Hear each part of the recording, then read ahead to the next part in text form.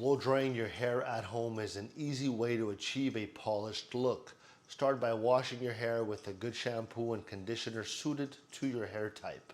Once you've rinsed out the conditioner, gently towel dry your hair to remove excess water. Avoid rubbing as this can cause frizz or breakage. Next, apply a heat protectant to prevent damage from the blow dryer. This step is crucial as it shields your hair from high temperatures and helps maintain moisture.